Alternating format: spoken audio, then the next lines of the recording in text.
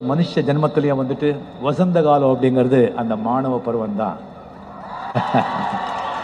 அந்த பருவத்தில் வந்து சுக சந்தோஷம் வந்து வாழ்க்கையில் என்ன நீங்கள் வந்தால் கூட அந்த சந்தோஷம் கிடைக்காதுங்க. ஸோ அந்த சந்தோஷமான நாட்கள் அட் த சேம் டைம் ரொம்ப சோதனையான நாட்கள் கூட. உங்கள் வாழ்க்கை வந்து வாழ்க்கையோட அஸ்திவாரம் இதில் தான் இருக்குது. இந்த 4 வருஷம் நீங்கள் கஷ்டப்பட்டு படித்தாதான் உங்கள் 40 வருஷம் வாழ்க்கை நல்லா இருக்கும்.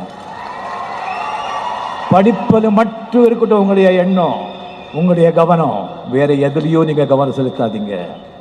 நீங்கள் காலேஜ் வந்து ஸ்டெப்ஸு படிகள் ஏறும்போது நீங்கள் வந்து உங்களுடைய வாழ்க்கை, உங்களுடைய ஃபியூச்சர், உங்களுடைய எதிர்காலம், உங்களுடைய சந்தோஷம் மட்டும் இல்லை, உங்கள் அப்பா அம்மாவோட உழைப்பு, அவங்களுடைய சந்தோஷம், அவங்களுடைய எதிர்காலம் கூட சுமந்துக்கிட்டு அந்த படியை ஏறிட்டு இருக்கீங்க. அந்த மறந்துடாதீங்க.